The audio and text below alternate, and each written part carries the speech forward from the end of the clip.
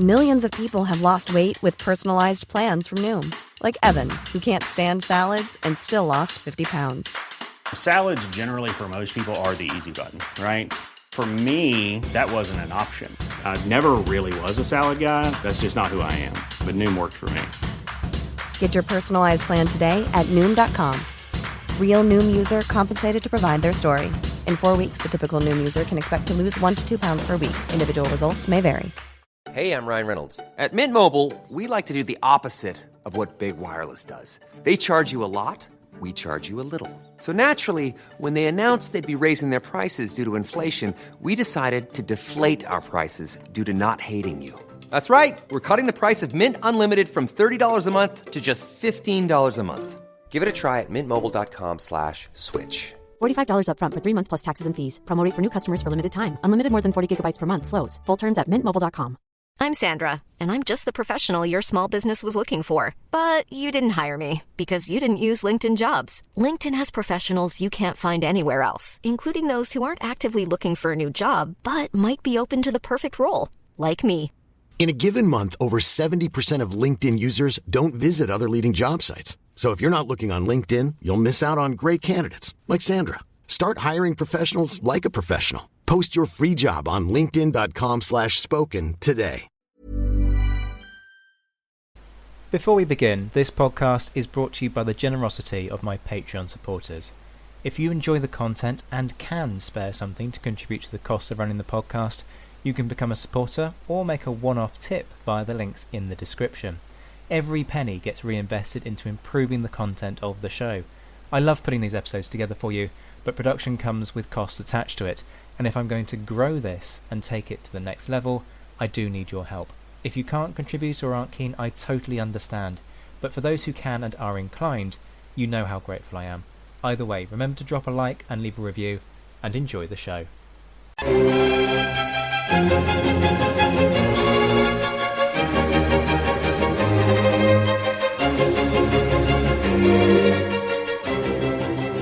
Hello and welcome to the Napoleonicist. Today we're going to have another one of those group discussions which have proved so popular as we look at the greatest novel of the or about the Napoleonic era.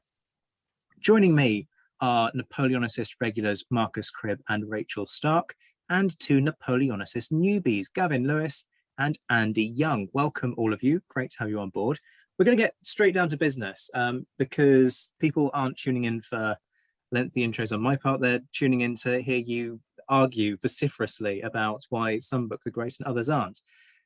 Just to head off a couple of, I'm reluctant to use the word complaints or whines, but you know what I'm getting at. Something in that vein from people already who've said, oh, but I like this book and it hasn't come up. There was a whole process before we whittled it down to these four.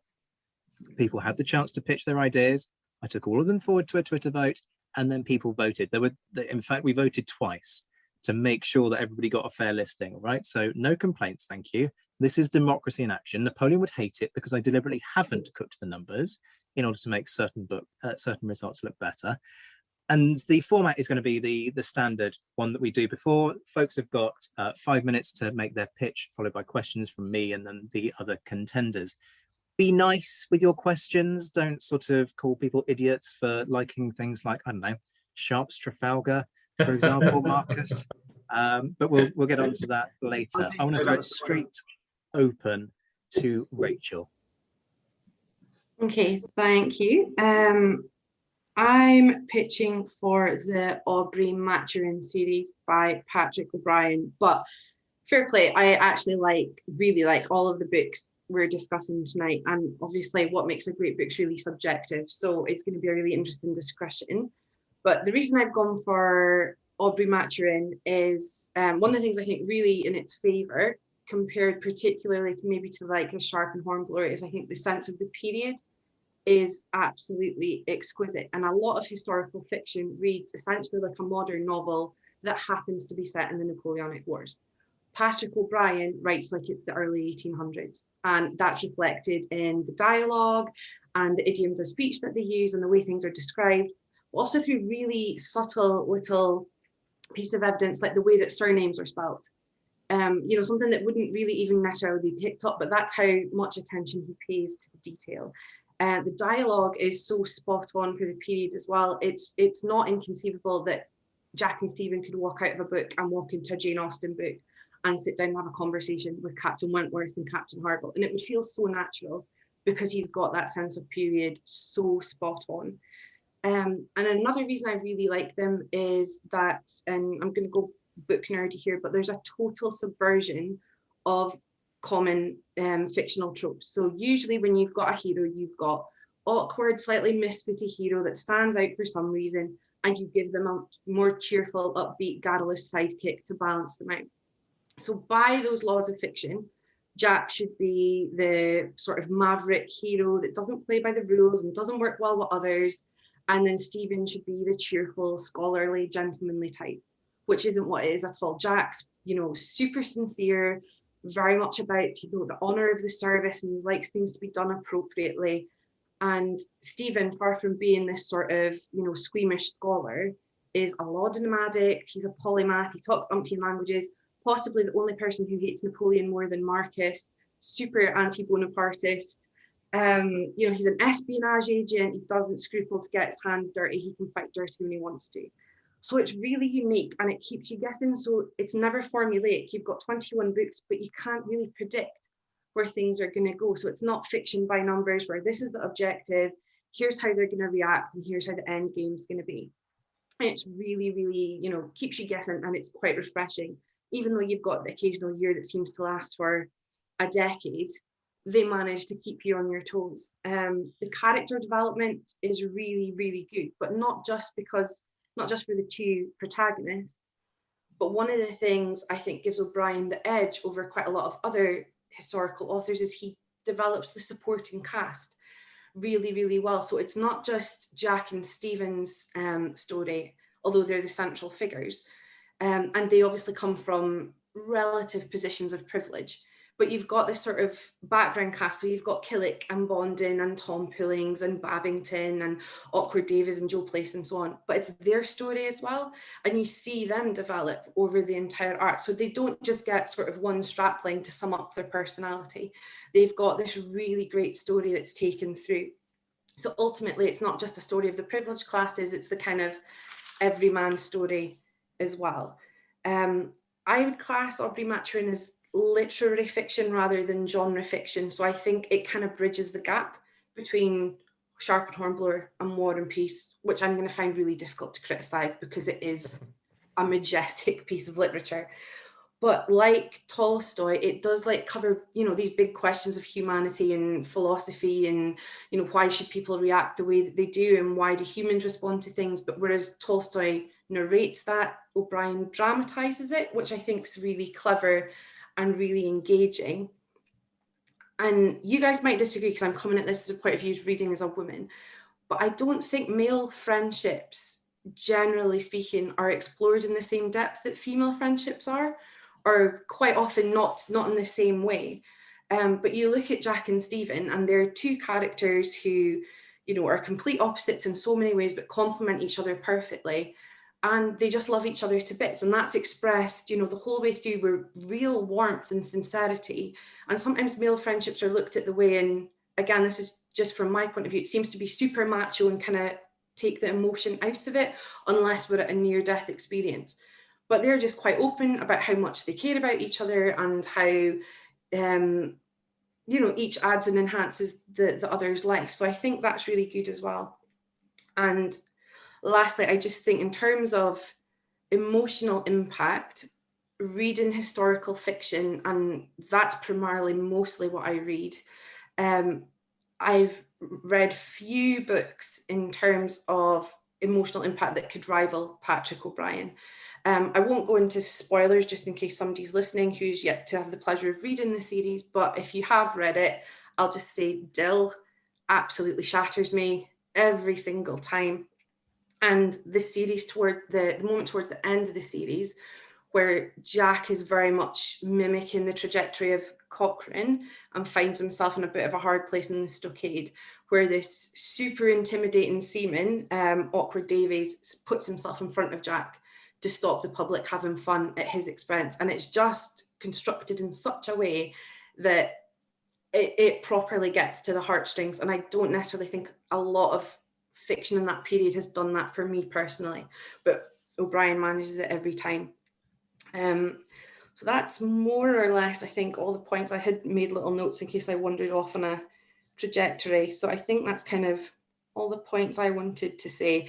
But lastly, Patrick O'Brien writes women like they're real functioning human people and not just somebody for the hero to get as a reward, which, sorry, Bernard Cornwell, you definitely don't do. So yeah, reading it from a female point of view, my 13-year-old self loved all the Sharp books and had zero complaints about them, but rereading them as an adult, I have a serious issue with how he writes women, whereas Patrick O'Brien writes them as actual people with feelings and motivations and emotions that exist outside their partner. So yeah, that's how it edges it for me.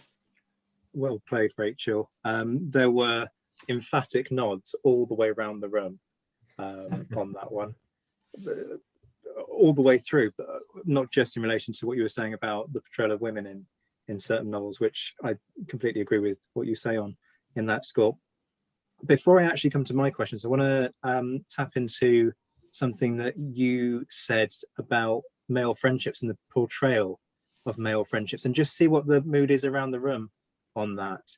Folks, what are your thoughts on whether Rachel's right in the sense that we tend not to see that friendship kind of explored as deeply in other depictions?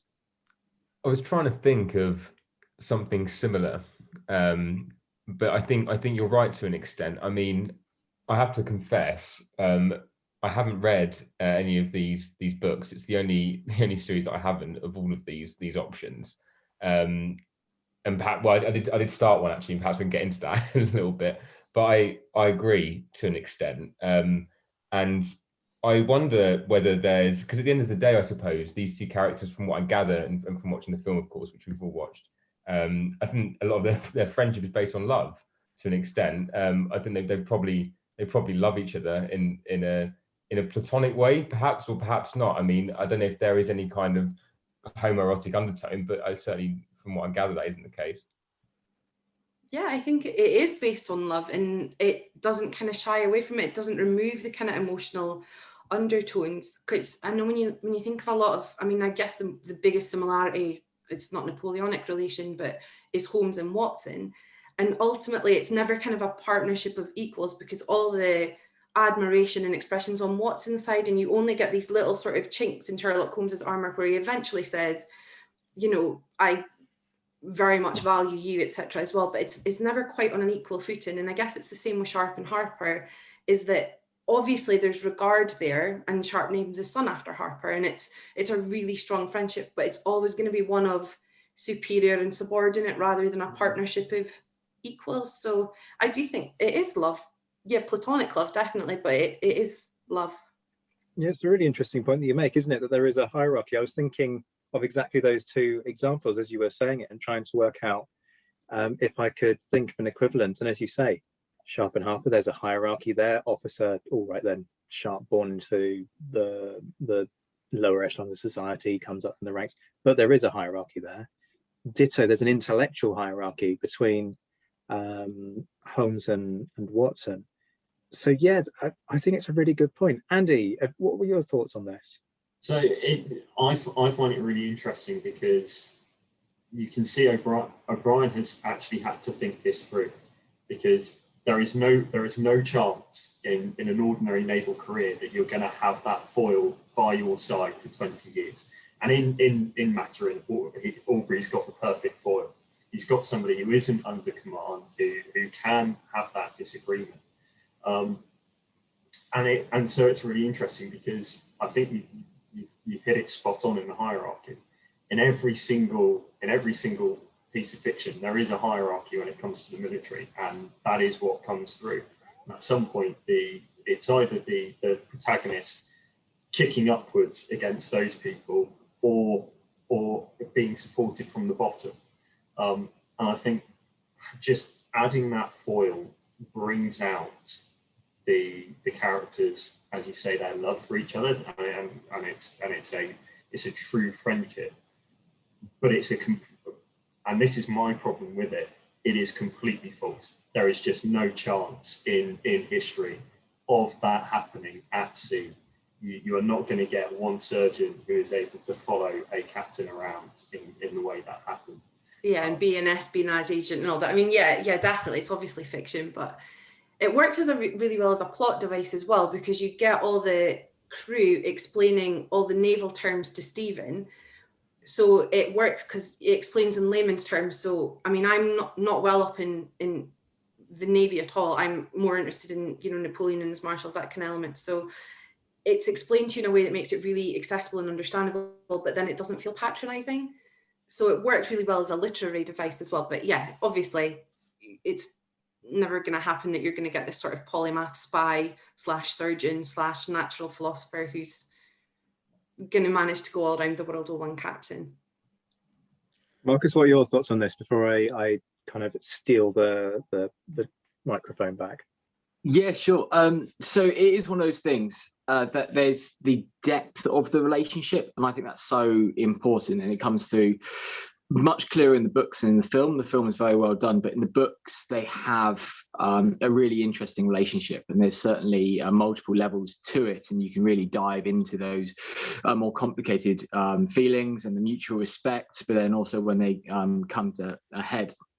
And that's something that you don't find in almost any other duo, from the dynamic duo of Batman and Robin all the way down. There's always that hierarchy, and Andrew, I think he's a Royal Navy man, and I think he's a schoolie, I believe, and you always have the different branches have their own rivalries, and it's a really interesting choice to go for medical, because in that time they were wardroom status, but they weren't officers, which is a really interesting commission that he can put him into the scenario without being Navy, because as you say, lieutenants are going to promote out, they're going to move sideways, it's never going to work. And I think the relationship really works there. However, just picking up on something Rachel said a moment ago, and it's my only problem with the series that I've discovered, is I find that you almost need some naval knowledge. It's very in-depth. And if I hadn't worked on HMS Warrior for 2 years and knew my port from a starboard, I would have been lost initially, because the action comes thick and fast and it's brilliantly written. But I needed to know about up roll, down roll, which rope you pulled, and the fact ships don't have left and right, they don't have forward and back, they don't have maps. That terminology isn't explained gently. And in some other series, it's sometimes explained too much. For example, in Sharp, Bernard Cornwell will tell you about a Baker rifle in every single book and how it's loaded. But that doesn't mean you can pick up any book. And I would struggle for some people to find it very accessible. However, it is still very, very well written, and really an enjoyable series. I haven't read them all, I will admit, because there are so many and only so many hours in the day. But from what I've read, I've really enjoyed them. And that similarly was my problem with them. Like I say, I began Master and Commander, and I think I read, maybe sort of 60, 70 pages. And I found the naval terminology a bit heavy going. Somebody that doesn't have a huge amount of knowledge in that respects as well. I found, I think you're right, Rachel, in the sense that it does immerse you within that period. But I almost think that occasionally some of the phrasing, it sounds a bit engineered, the way that it does so. I think sometimes certain terms, certain things are pointed out to you from what I gathered that almost felt unnecessary, I suppose. And I felt weighed down heavily when I was reading it by this raft of new terminology that made me struggle through it, to be honest. I think that's a really fair point, actually, in terms of accessibility, because I came to Napoleonic fiction through Sharp, and I started reading Sharp at 13, and that was great. I powered through them and I had no issue. I did start reading, I read Master and Commander the first time, I think it was about 14, and I really struggled with it, and sort of reread them later when I was at uni, and then got hooked. But if you were a total newcomer in Napoleonic history, it's maybe not the first one you should go for. It's not the most accessible, but mean, perhaps A couple of sailing lessons first go a long way, I think. Yeah, you may well have convinced me, to be honest with you, to pick it up again and give it another go. It was 4 or 5 years ago. I tried and failed. So yeah, you may well have, I think, convinced me to have another stab at it. They are worth it, yeah. See, this is interesting because I was going to say exactly the same thing, that I tried. I think it was Master and Commander, to do with the film coming out. I think I was probably about the same age, about 14, and enjoyed some bits of it. I mean, I really vividly remember, for some odd reason, the scene where Aubrey and Maturin meet for the first time, but they don't have any awareness of one another, and they're at some kind of musical performance, a gala or regatta, or whatever it is that you call it. And I think Maturin turns around and basically has a pop at Aubrey for being half a beat off. Yeah, he does. Yeah, he's tapping away on his knee or something, and really kind of liked that relationship, but struggled to keep kind of going.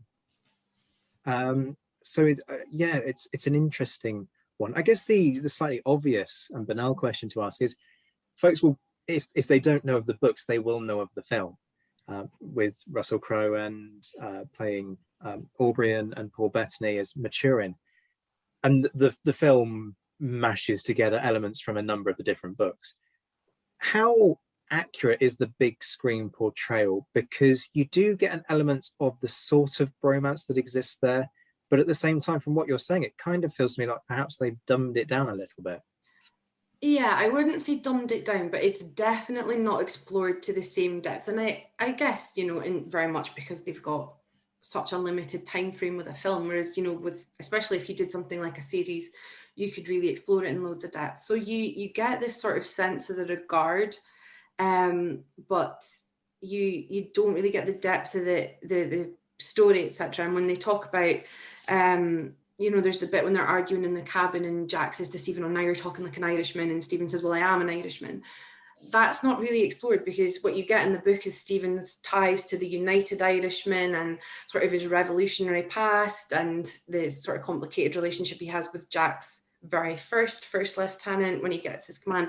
So you miss out on all sort of like the nuances, and you don't know that sort of Jack's been the making of Thomas Poolings and all the other elements that you they kind of touch on, and you get that Stephen's natural philosophy, etc. But you don't really get the same sense of Stephen is an espionage agent, because that's what he is, and that's how they manage to contrive it, that he stays with Jack, because he's on very specific assignments very often, and he attends as Jack's personal guest rather than always an allotted surgeon. So you get the sense of the story, and I genuinely, it's one of my favorite films. The soundtrack's great, the actors are great, but it's like most books, the book is always deeper. So good film, but books are better. It's always the rule, really, isn't it? Read the books before you see whether it's big screen or small screen, before you see the screen adaptation. Apart from Last Mohicans, that's the exception. Yes. Okay. Fair comment. It's a really good point. No arguments around the room on that one. Although at least let's not go into Game of Thrones before I go off on an extended rant. Let's just say Last Mohicans actually not quite Napoleonic, but it's up there as a period film with the pure trilogy. Actually, it's more than trilogy, just the layers of landscape, music, love story, battles, costume. Just what a film. I've never seen it, so I'll maybe have to go and watch it then. You really will. However, the rifle is about 60 years out of date that Daniel Day-Lewis uses. But other than that,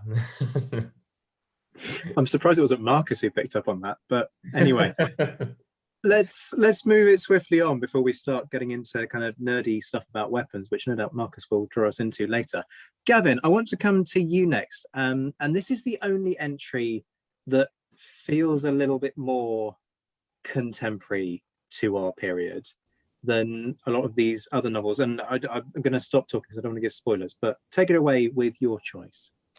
No, yeah, I think you're probably right. I think, to be honest with you, by the sounds of it, some of the reasons for championing War and Peace are similar to Rachel's reasons. I mean, when you asked me to champion this particular book, I must admit, I didn't feel like I've been set the hardest challenge in the world. Obviously, not only is it a fantastic Napoleonic War story, it's probably one of the greatest novels ever written. I think it's the best book about the period because it has such an incredible degree of depth to it. I mean, it's about war, definitely, and the impacts of war, but it's also about people fundamentally and what it means to be human. It's about history, it's about philosophy, it's about love, death, I suppose, honor, faith, salvation. I suppose it's just, a fantastic exploration of life, albeit set against the backdrop of the Napoleonic Wars. So for those that don't know, I mean, War and Peace is set entirely in Russia, begins in 1805 when we're introduced to many of the main characters at a sort of soiree, I suppose, for want of a better word. And then we follow the trials and tribulations of them right around to 1813. And there is a short epilogue that describes some events in 1820 as well. There are some main characters. There are many, many characters, actually, it must be said. Main characters are probably Prince Andrei, who's a Russian aristocrat and an army officer. Pierre Bezukov, who's the illegitimate son of a Russian count. Natasha Rostov and her brother Nikolai. In fact, the sort of the Rostovs are one of the main families. And there are many other important characters also. There are historical characters. Of course, Napoleon makes an appearance, as the Zhukov, there's a number of different famous Russians in this era. Fairly early on in the novel, Pierre inherits his father's wealth. Andrei goes off to fight the Battle of Austerlitz, which is something of a turning point, really, and a catalyst. But, I'm not going to go through, obviously, the entire plot, because quite a bit happens in a 1,600-page book. We'll be here all night. But unsurprisingly, we see the impact of Napoleon's 1812 invasion and all the characters, and also on the people of Russia as well.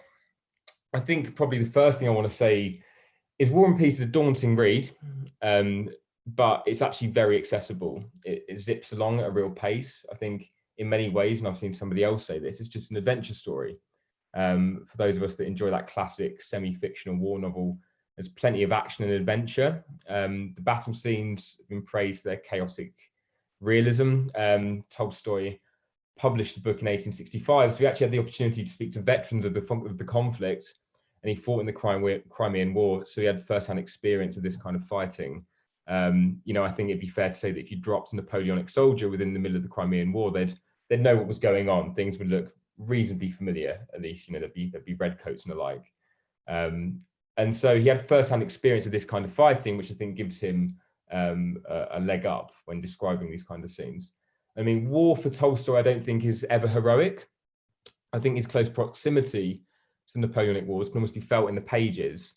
There's no over-description of the period because he pretty much lived in it, which I think creates a degree of real sort of authenticity. And more generally, he's able to, over the space of a few sentences, go from wide epic descriptions of landscapes and down into intimate detail of characters. I mean, I don't need to really praise Tolstoy's writing ability. I imagine that's been done to death, really, but it's worth probably saying. I think secondly, and again, similar to what Rachel said, there are no heroes and villains here. Each character has depth. At times, the characters actually really quite irritate the hell out of you, particularly when it comes to matters of love. I guess that's kind of the point, right? We're all irrational, even more so when we're under pressure, even more so living through periods of conflict. We live with these characters for a long time, so they change a great deal. Natasha, for example, begins as a 13-year-old girl, ends up as a married woman. There's very little stereotyping when we encounter French characters. We're not invited to loathe them, cough, cough, on the basis of nationality and moustaches. And in fact, Napoleon isn't even presented himself as really a black and white figure. I think lastly, and probably more profoundly, the novel makes us think about history itself, and the way the Napoleonic Wars is remembered, and the way people have written about it. It doesn't really prescribe to the great man theory of history. Once you get right to the end of the book, there's another 200 words, which is essentially a historiographical essay or a history essay, where Tolstoy talks about how the great man theory of history doesn't really apply. He believes it's the actions of single individuals that decide events, that actually it's small, mundane actions of thousands of everyday people that can make a huge difference. He makes the point somewhere else in the novel, I think, that Napoleon, of course, didn't act alone. He was aided by thousands of troops, all dragged along together by a combination of free will and necessity. It makes us think, in a sense, not about generals and heroes really, but and let's be honest, mostly masculine perspectives, but all actors that lived and died during such like a momentous period of history. And although it's set during the Napoleonic period, really, it has a life of its own. I think it doesn't feel like a historical novel in the classic sense, but a novel set during a historical period.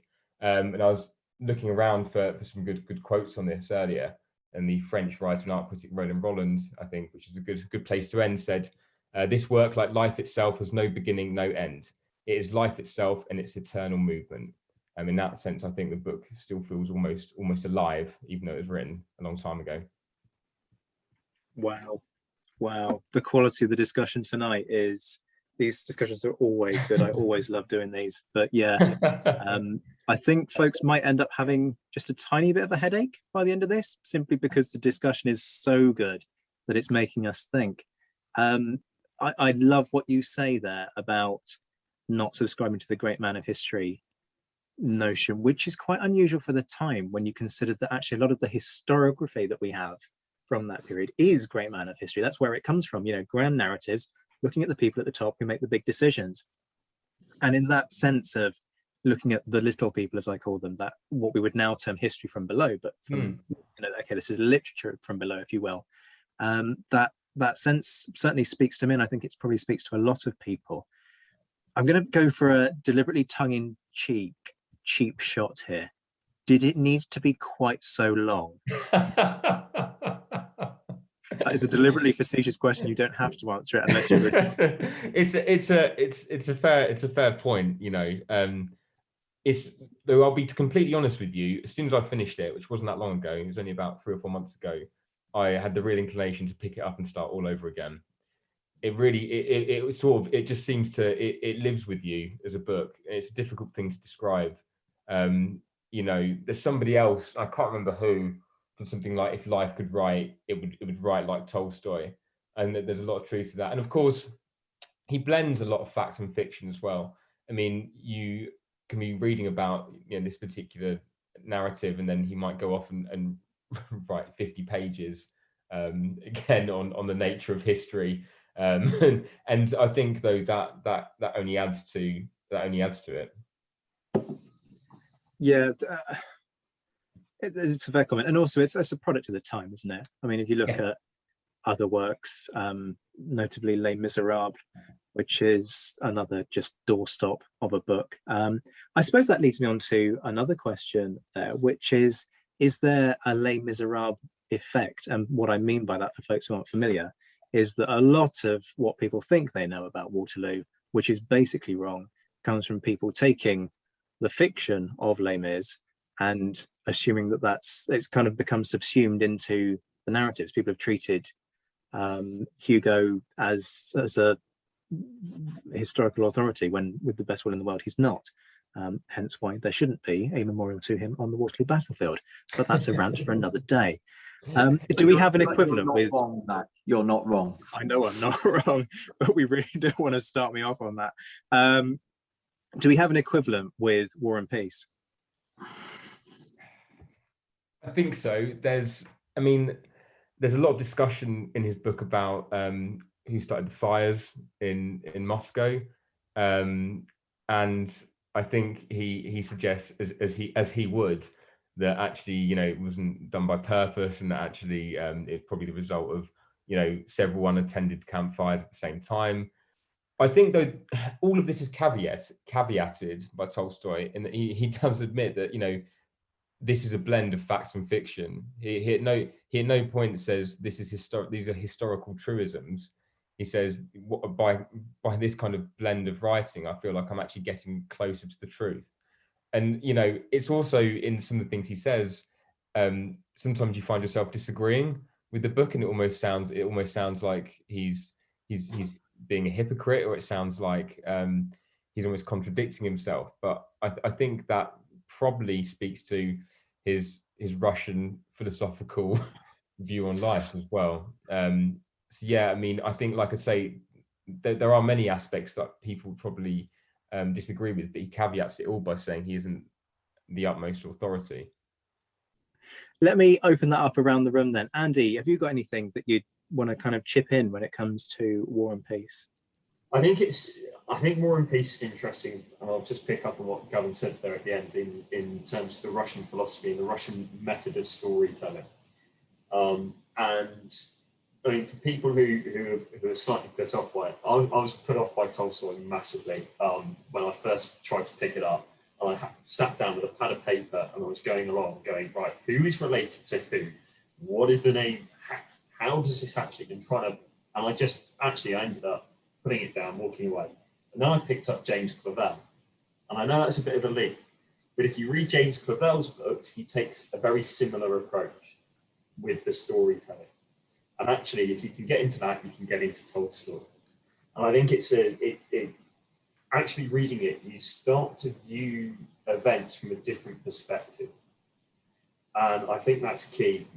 Speaking from a schoolie perspective, an educator's perspective, getting into the mind's eye of somebody else and seeing the world from that different perspective really gives you a different view of events today.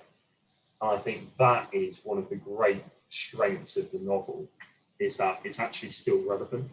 It was of its time, but you look at the world today and what happened in 1812 is still relevant, and he makes that clear. I don't know if that's something you pick up from it, but it's something I do.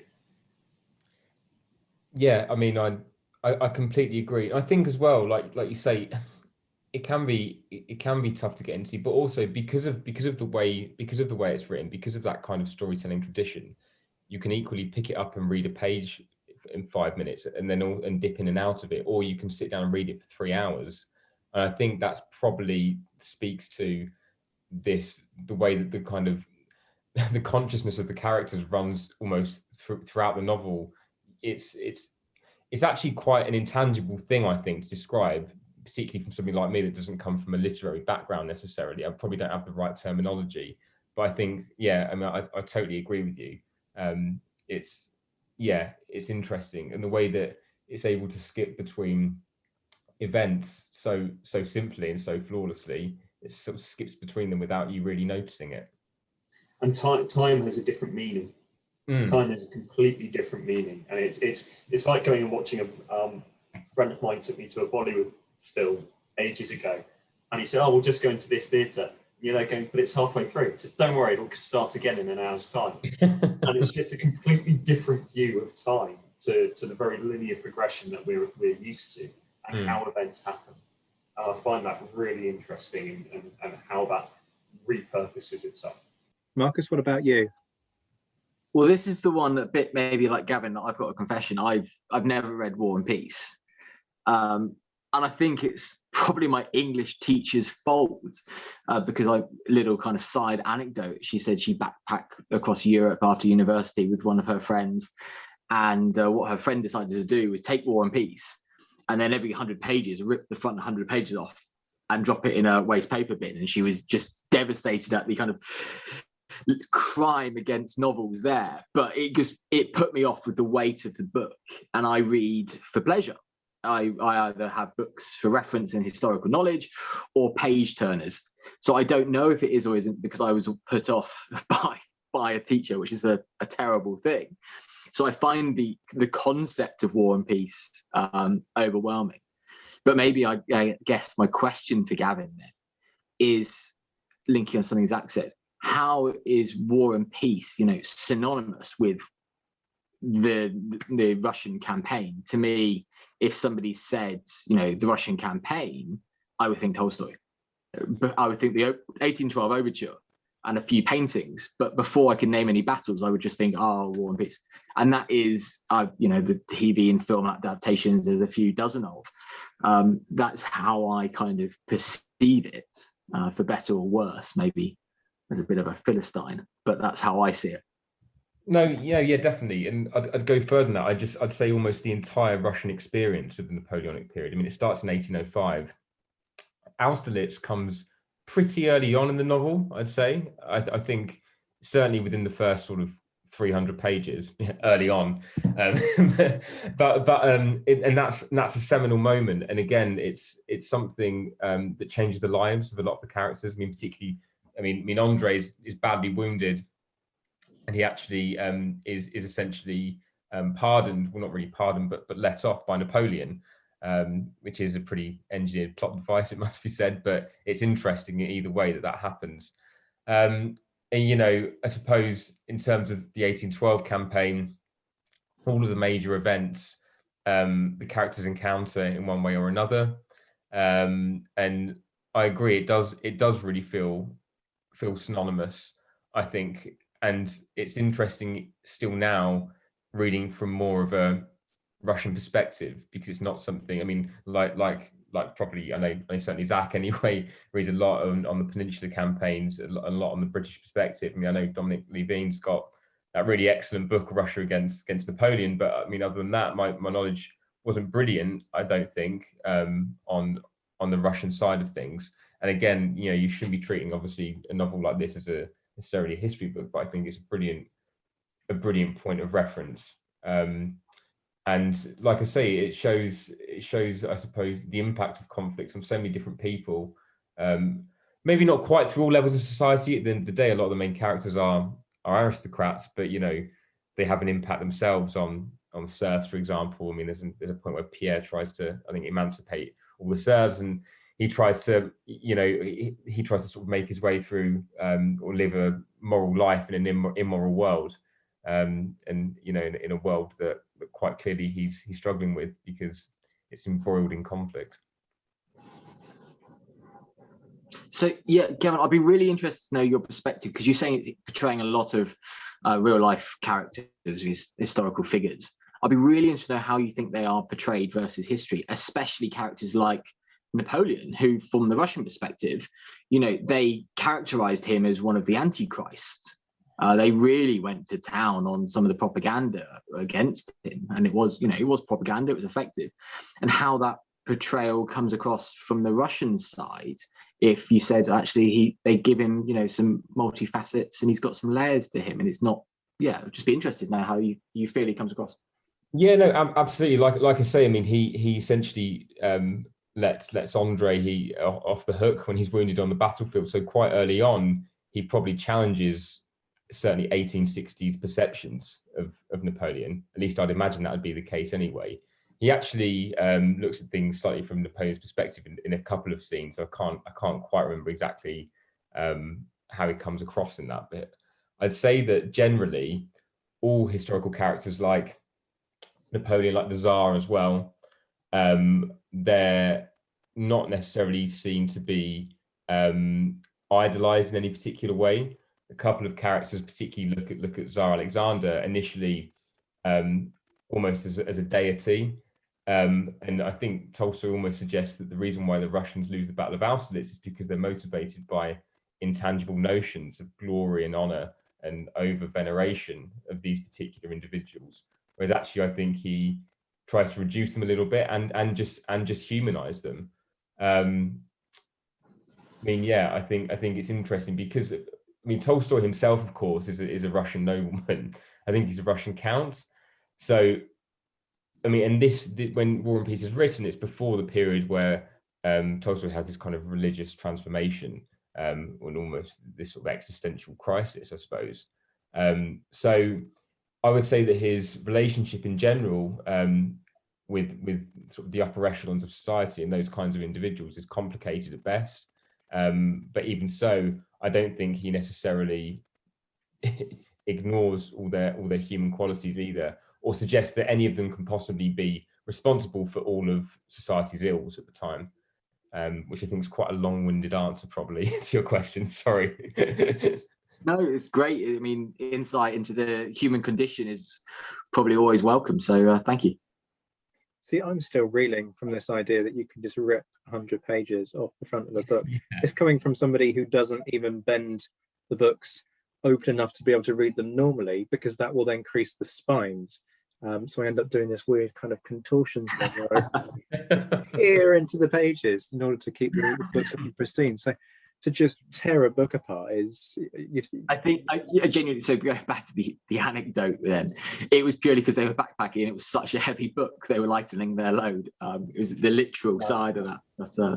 But yeah, there's no excuse. there's no excuse. I'm having none of it. Rachel, anything that you want to say in relation to War and Peace? But yeah, that's horrifying. Imagine doing that to a book. What kind of barbarism was that? But yeah, no, I can't criticize War and Peace. It's one of literature's masterpieces and possibly one of the very best things I've ever read. I was going to kind of touch on the point Zach already made, because I know in sort of in our little community on Twitter, I've seen people who specialize in the Russian campaign have said it's got a bit of a habit of fueling myths. So I guess that would be my only criticism. I think in terms of if anybody's listening and they're kind of, from what Marcus said, put off in terms of the sheer size of it, I think getting the right translation is super important. I think my one's by Anthony Briggs, but I found it just as readable as any of the other books we're discussing tonight. It didn't feel like a slog. One of the things I think War and Peace does really well through Andre is it does humanize in the way that people can look at the conflict and the period, Napoleon and the Tsar, etc., and ultimately transform how they think, because we see a lot of that in France, how they transformed their opinions of Napoleon and the idea of war, etc. And I found that really interesting to read from a Russian perspective. So I can't really criticize it. It's a wonderful book. It is just a masterpiece. I mean, one thing, if I could just add something very quickly, which is, I think, interesting as well, is it reflects obviously Tolstoy's own views on conflicts, which do change as his career goes on. There's a really interesting exchange before the Battle of Borodino between Pierre and Andre, where they're talking about the idea of humanity and war. And Prince Andre says something almost sounds initially like a contradiction, where he says, I believe that we should try to kill all French prisoners. We don't take any prisoners whatsoever. He said, because the longer that we continue to tell ourselves that we can try to create a semblance of humanity within conflict, the more that these kinds of conflicts are going to continue. I think it was a really interesting way of, a really interesting way of demonstrating Tolstoy's own views on war and conflict through quite, shocking statements on Andre's part, statements that you wouldn't necessarily expect from the character at that point in the novel. Brilliant. Thank you very much for that, Gavin. That was a tour de force through Tolstoy. Let's keep the momentum going. And for the first time, we're going to go double naval on this. Naval history hasn't had much coverage on the Napoleonicist, which is something I'm thinking about resolving, folks. Don't worry. But it'll probably be in the form of a condensed naval month at some point. But we've got two naval entities featuring tonight, and it is an entity that we're turning to now of the same kind of order as Aubrey Maturin. Andy, take it away. Well, I'd just like to point out that the Hornblower came first by a country mile. He came first. Okay, Marryat was there before, close, surely, but then comes Forrester and Hornblower. I'm going to take a slightly different view as to why people should read these books, and I'm going to do it because I'm ex-Navy, I'm an ex-schoolie, and my background was all about educating the Navy of today via the past. That was it.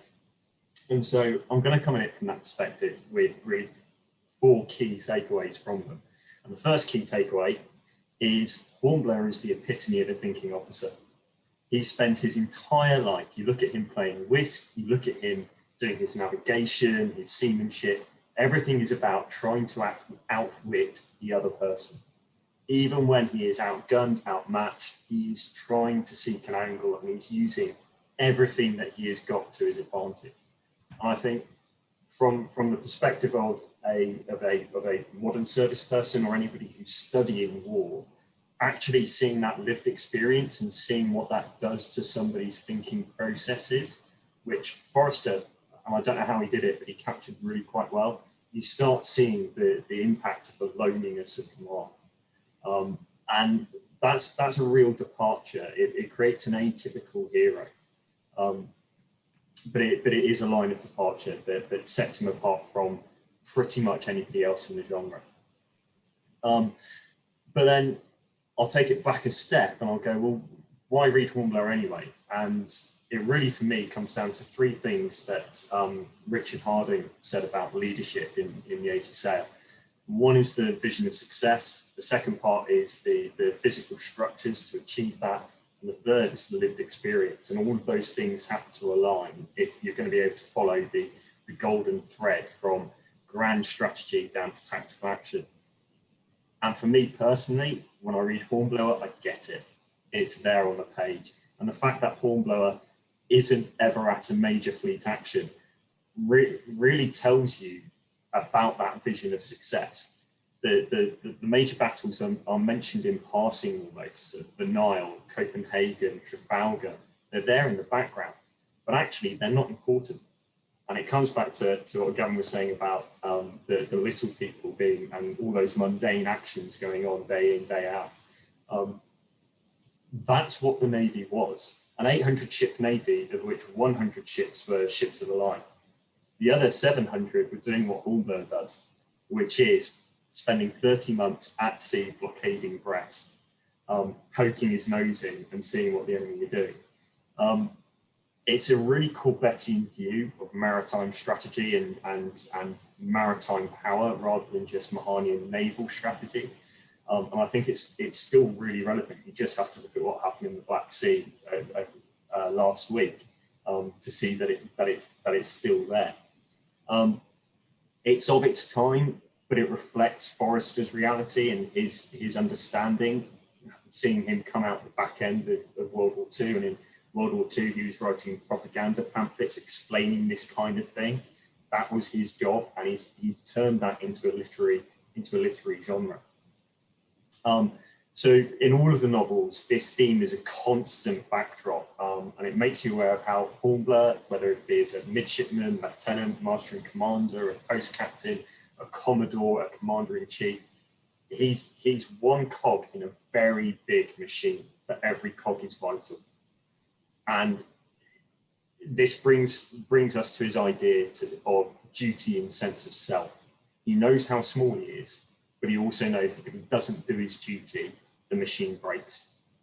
And that really helps him drive his character forward, always being better, always seeking that advantage. So I think it's really, really important. It does trace that. The second bit, which kind of comes from that, is those physical structures.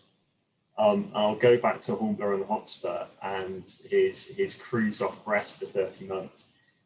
The idea of a ship being at sea for 30 months and replenishing at sea, maintaining itself at sea, is just anathema today. We can't do it. You physically can't do it, really.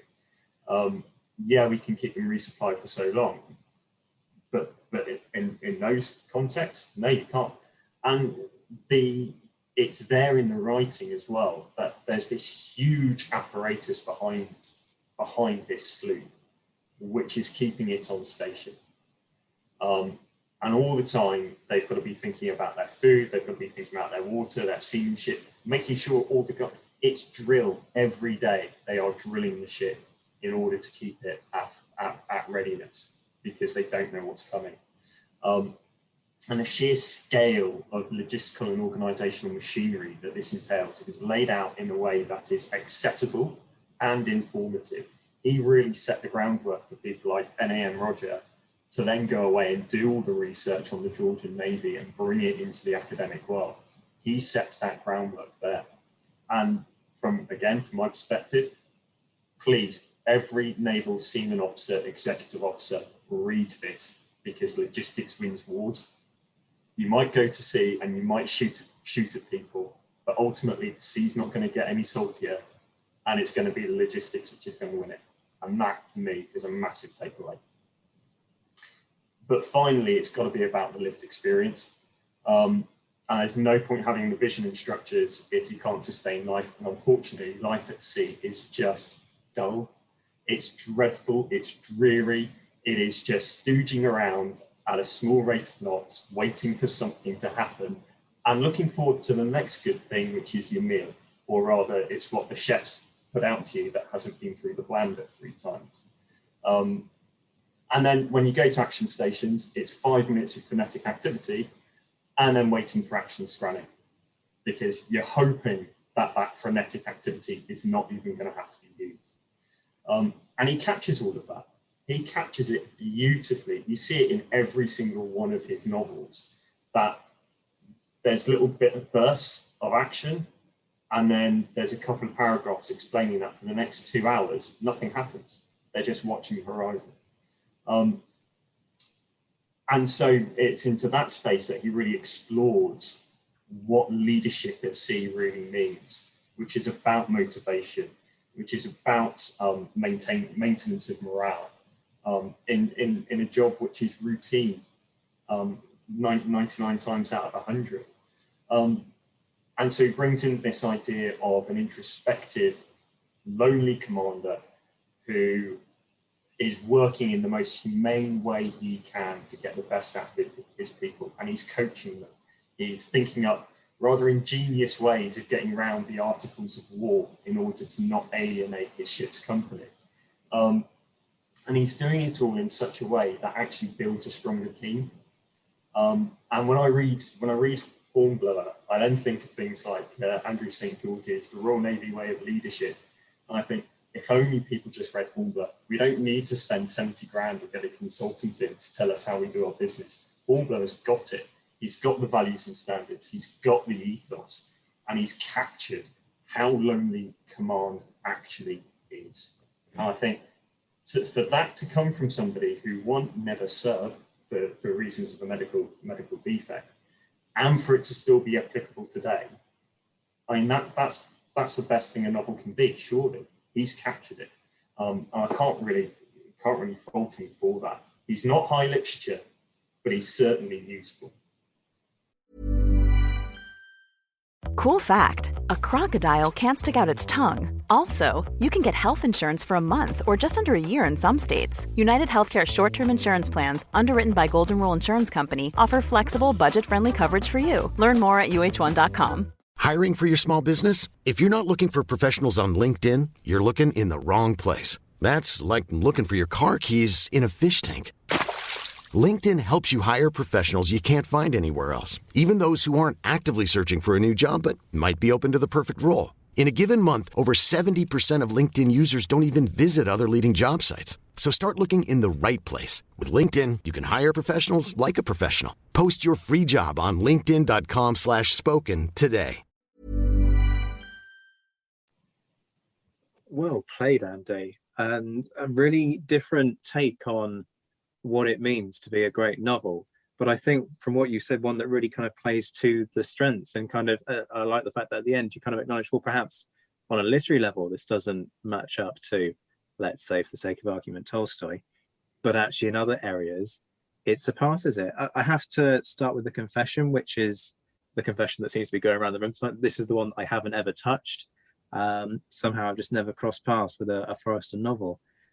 Obviously seen the small screen adaptation. I also liked that you picked up that this kind of felt to me, from what you said, like the antithesis of Sharp, in that Sharp is all about a good chunk of war is boring, so therefore let's fill in the gaps with something exciting. This is not that. This is war is boring. Acknowledge that war is boring. This is the reality of war, and kind of you find a way to embrace that within the context of the novel. Also, like the fact that you managed to shoehorn in a Crime and Punishment reference with talk about the Articles of War. Always goes down well with me. This is a banal question, which reflects a lack of reading of having read the novels on my part. But the small screen adaptation, how does that match up, in your opinion, against the books?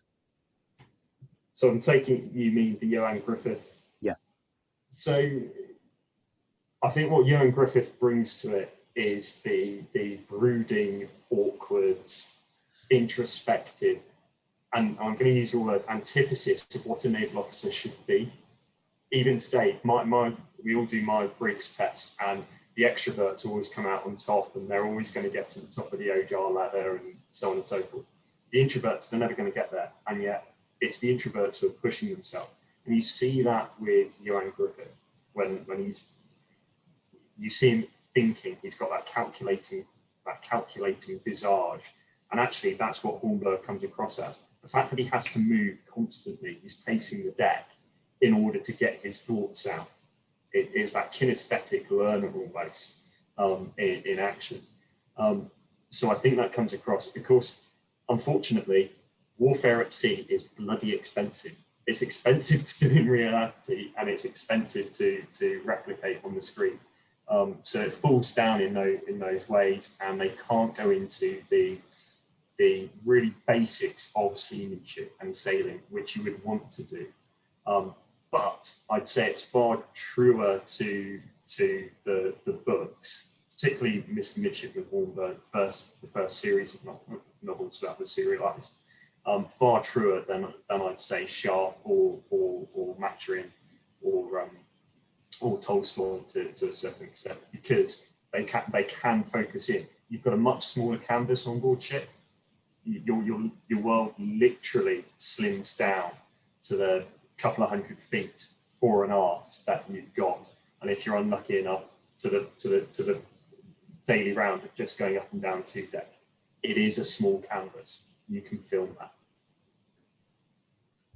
Yeah, I mean, one of the things that really struck me about the Master and Commander film, which was that for a Hollywood blockbuster, it actually did a really nice job of trying to embrace ship life, to the point where if I was ever going to use film as teaching material, which I virtually never did, I would use Master and Commander in a school environment.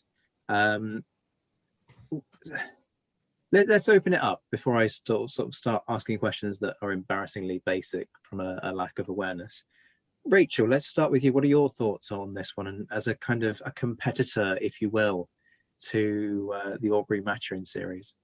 See, I'm the direct opposite, so I've got zero knowledge of any naval matters, however, but my background is in book publishing because my undergrad's a publishing degree. So for me, I've read Hornblower. I do enjoy it. I haven't read it for quite a while. The only one I've reread fairly recently was Mr. Midshipman Hornblower. For me, in terms of literary context, I find it probably, of all 4 options tonight, the least engaging. I still enjoy it, but I find Hornblower is a comparatively colder protagonist than Sharp or Prince Andre or Jack or Stephen.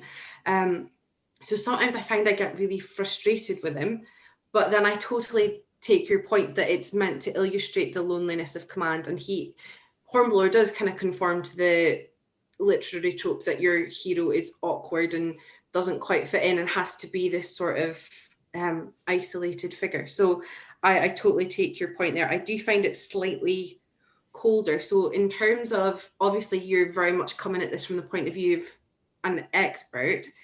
For if someone was picking up the book or any of these books in layman's terms, or somebody who doesn't specialize either in the period or in naval matters, do you think it's the most accessible in terms of, it's very action paced, but do you think it's going to be the most literary engaging?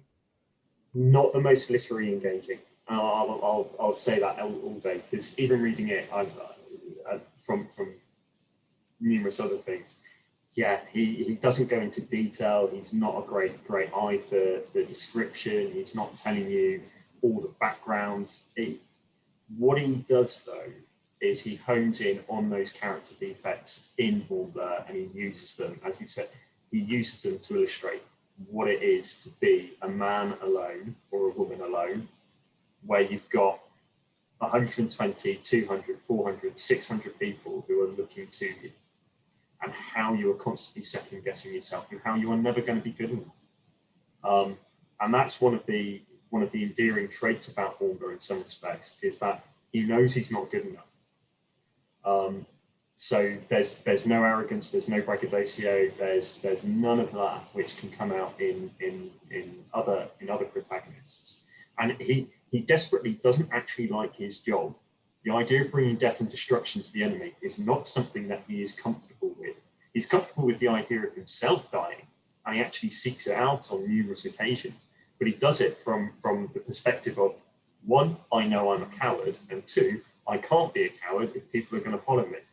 And I think that's a really good example of reality, and it grounds it a bit. But no, it's not high literature. I think it is accessible because he doesn't go into the massive detail. and he doesn't expect you to understand sailing beyond the basics. You can read it without any understanding of what the weather gauge is, leeway, etc. He will explain it to you. Yeah, that's really fair. I guess the only other point I wanted to say was, obviously Forster does a great job in focusing in on Hornblower and Hornblower's sort of internal dilemmas and existential crises, etc. Do you think he does as good a job as O'Brien or even Cornwell in terms of portraying the sort of supporting cast, and fleshing them out so that it's less of an ensemble piece? No, it is all about Hornblower. So it is quite arrogant in that respect, but it's the other characters are isolated because Hornblower isolates himself. Yeah. And the closest we get to anybody else looking in is Bush in Lieutenant Hornblower, when Bush joins the Renown, and it's his perspective of Hornblower. And really all that does is reinforce what we know about Hornblower as this very isolated, unhappy, lonely character. And actually, the only time you do see Hornblower happy, and maybe this is where Bernard Cornwell got it from, is when he's having an affair with a French noblewoman, and she dies. Yeah. And the rest of his wives, none of them ever understand him.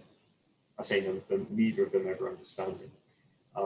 And he is a man who is most definitely out of kilter with the world that surrounds him. He's happiest when he's out thinking, out foxing, and he's buried in a problem. He wants problems to solve. Marcus, what's your take on all of this?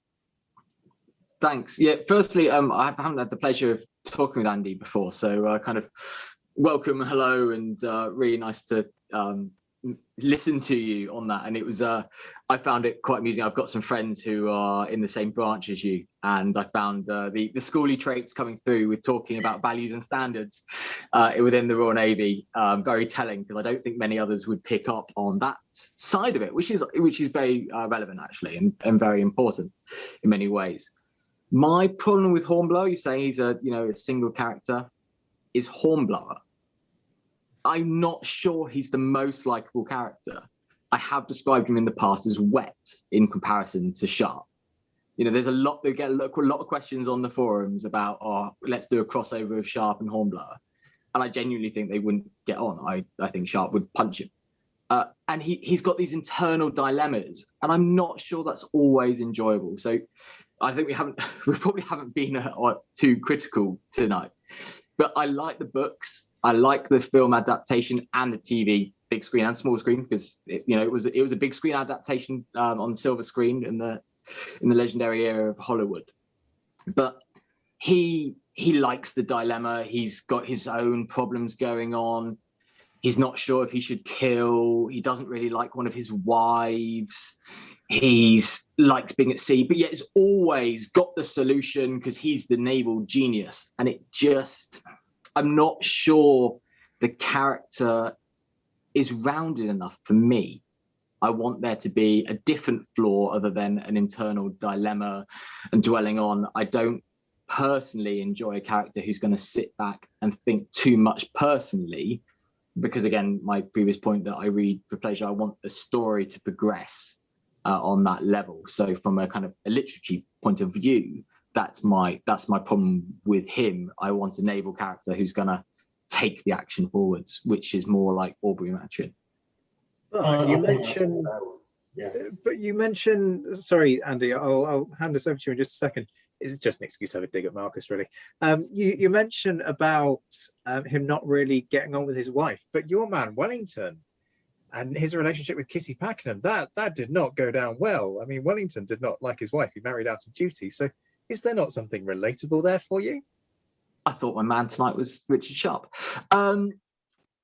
Yes, but then I never said Wellington wasn't flawed, but he didn't sit back and brood too much on it and complain. He just kind of left her and went to the peninsula and won a load of glory for us. And had a few affairs, yeah. Anyway, sorry, that's unfair of me to jump in on your behalf there, Andy. Please pick it up from there. No, I think everything that everybody says about his character, Hornblower's character, not Wellington's, is perfectly justified. He isn't a particularly likable character. personally, I think that's quite endearing, because I want there to be something slightly harsh and not right with the people I'm reading, because that's the life. Please show me somebody who is perfectly comfortable in their skin, because in my experience, those people are normally the first ones to fall. It really shows that you see him trying to be a better person. The fact that he marries out of duty, because I can't let anybody down. If I actually showed my true colours, it would devastate people. And so he's trying to be a better person. And in being a better person, trying to be a better person, he tears himself apart doing it. And I think, and he sacrifices his own happiness. I don't think he's ever been happy other than when he was with Marie. And that's where you see him actually start to blossom, and then she's killed by Napoleon's goons. So it really tells you something about his character. And it only works, I think, it only works because he's got the time and space that naval warfare provides. When you're doing a land campaign, when you're going into action, you go to the forming up point, you cross the line of departure, and you're straight into it. There's not clear for action and then wait 2 hours for the other people to come in, to come within range, or as they did at Trafalgar, wait 3-4 hours to get within range, and all the time you're under the opponent's gun. And we have to give Hornblower the credit that he does marry a Wellesley, of course. Eventually, a fake Wellesley. See, I'm quite liking. I'm feeling slightly ashamed that I've never picked up a Hornblower book now, because this speaks quite a lot to the historian in me. And there is an argument, of course, to be made about, well, does something that's necessarily historically accurate make good literature? And quite often I would suggest that the answer to that is no, and that's part of the tension in a conversation like this. Where does that balance lie in terms of getting the portrayal just so, as opposed to kind of moving the plot forward and all the other literary devices that make a good novel? But I'm liking this. Gavin, round us off with the questions on this one. What are your thoughts here? Yeah, I think, to be honest, I'm actually a bit more on Andrew's side with this one, I would say. I don't mind the character of Hornblower. I think I first picked up Hornblower when I was a teenager, and that kind of awkward, cold, self-reflective nature, I suppose, that's portrayed by Forster is at the time felt quite apt and quite relatable. I think it still feels to a degree relatable, because I mean we're always all sort of battling internally, I think, with a lot of the decisions we make in life, particularly when some of these decisions can be so important when out at sea. And the other thing I was going to say really is that I don't know much about the author as a person. And I know you said about Hornblower being almost out of kilter with the world, and I wondered whether that could be a reflection of Forster himself, whether he lived through a time of great sort of social upheaval. I wondered whether in writing about a naval captain in a bygone age that gave him comfort, really, and whether he himself was the guy that's sort of out of kilter with the world that he's currently living in. I don't know. I mean, my reading of Forrester is, or Travis Smith, yes, real name, sorry, is very much, he wanted to serve and he was turned away. He was told his heart wasn't strong enough, and so he had to find something else to do with his life. And he also found writing incredibly difficult. He really struggled with it. And I think if you put those two things down on the page, then actually they do read across to Hornblower, the fact that he's constantly having to work at things, but nothing ever really comes easy, and he's got to really push hard at it. And that he doesn't belong. He doesn't really belong in the wardroom. He doesn't really belong at sea. Come on, he's like 40% of the Navy, including himself, gets seasick in a mild breeze. He shouldn't be there, but he is, and he makes the best of it. And I think, that comes across from Forrester quite clearly. And who can't relate to struggling with writing? I certainly feel that one right now, believe me. Again, let's move swiftly on, but thank you very much for that, Andy. That was great, and I really like that we've got a different angle. And I feel like we've given you a hard time here Not this, at all. this evening. But I'll tell you who's going to get a harder time. Not least because if I didn't know better, the cynic in me would say that Marcus has gone for the easy option here, but he absolutely hasn't. He's absolutely 100%. I mean, if you could be like cult sharp, Marcus is cult sharp. I have 100% spoiled what he's. Oh no! What you folks haven't seen is that he's now gone and pulled out his reenactment jacket. We're going to have to get a screenshot of this. Very sorry. But Marcus has pulled out his 95th rifle reenactment jacket. No doubt at some point he's going to pull out Sharp's sword as well, because he did buy it at great expense. But Marcus, go on then. Do it for Bernard Cornwell, for Sharp, and for the 95th. And what's even worse is this isn't actually my reenactment jacket. This is one I bought purely because it's the officer and I get to dress up and look like Sharp. It does sometimes feel like we have to leave the big to last, if not the best. Bernard Cornwell's epic series started in 1981, actually with Sharp's Eagle. And we are eagerly anticipating the latest release this year in September of Sharp's Assassin. It has created worldwide fandom. It has tens of thousands of fans and has all sorts of spin-offs, sub-fandoms, Jason Solke keeping the spirit alive, every different types of era and crossovers. There has been Sharp fan fiction where he has traveled in time. There are board games, busts, novels, reenactors inspired the world over. You will find the 95th Rifles represented very well in America and Australia, never mention Britain, of course. We get ourselves Richard Sharp, our working class hero. The first book I picked up halfway through the series when I was a relatively young teenager, the back cover said, "Meet Richard Sharp, a great British hero." That is, of course, both great British and great British. He's a man who we follow through many shoehorned actions, and we have to admit that. He tends to turn up everywhere, from meeting Napoleon on St. Helena, shooting the Prince of Orange, being almost best friends with our man Wellington, and somehow crossing the Jura at Porto. He is everywhere. He captures the first eagle. He's the first man into Badajoz and Ciudad Rodrigo. But that gives us such a fantastic story. He's probably one of the ways that many people find the Napoleonic era, if not Napoleonic literature. We will pick up a Bernard Cornwell and you can finish it in a day or in a week and just turn those pages.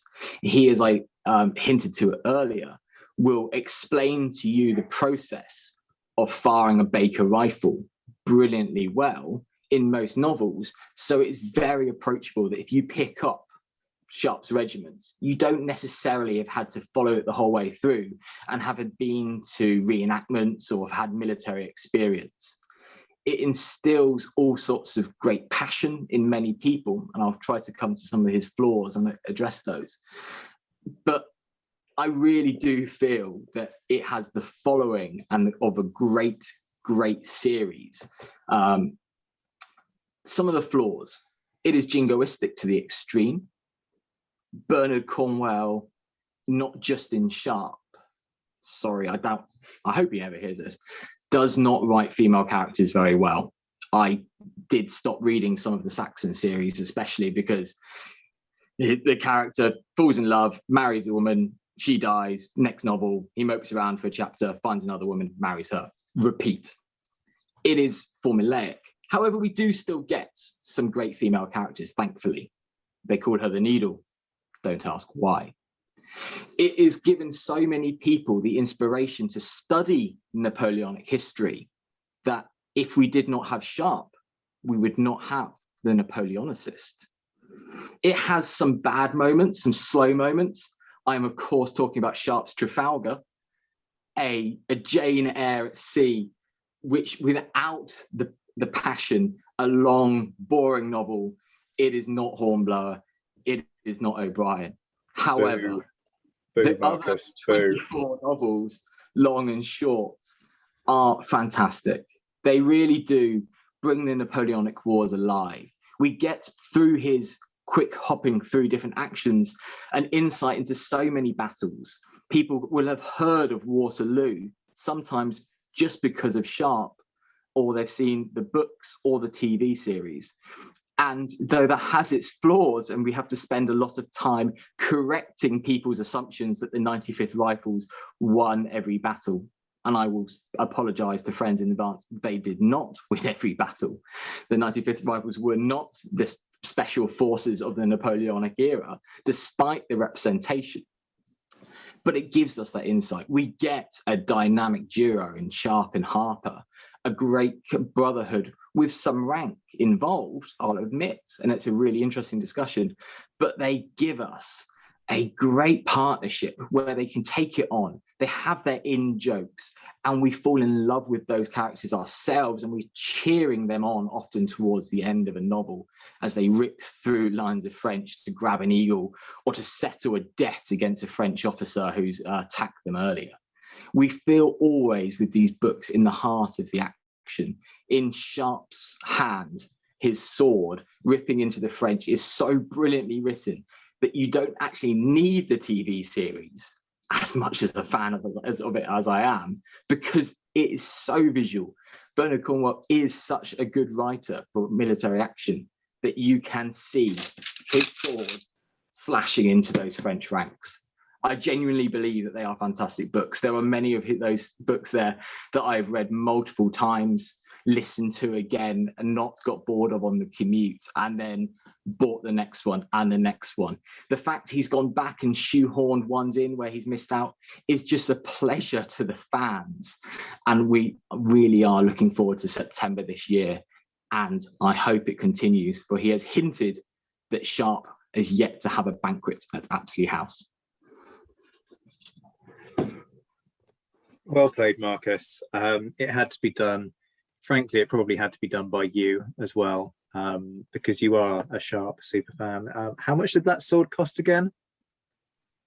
He's resolutely refusing to answer that. I mean, setting aside the fact this is the first time I've ever heckled somebody on my podcast, for your damning critique of my favourite novel in that was in there just for you. Favourite novel in the Sharp series, which is Sharp's Trafalgar.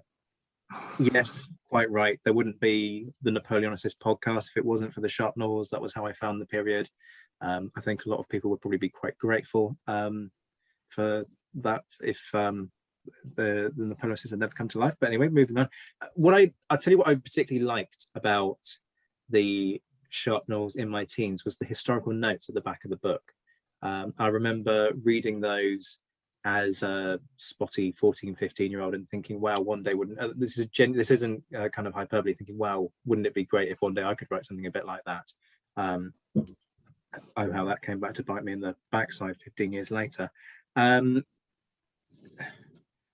are plenty of things that we could raise. One of the obvious shots to make is the shoehorn novels, which you could be skeptical about. Some of them feel like shoehorn novels, if I'm being honest, but there are others that don't. I mean, so one that does feel like a shoehorn is the one at the Battle of Barossa, where the first eagle is actually taken.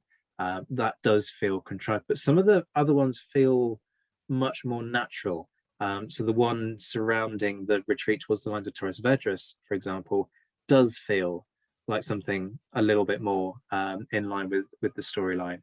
But there's, okay, it's his character, he's entitled to do that. I guess my initial big question on this is about the following. How much of that is the product of the TV series?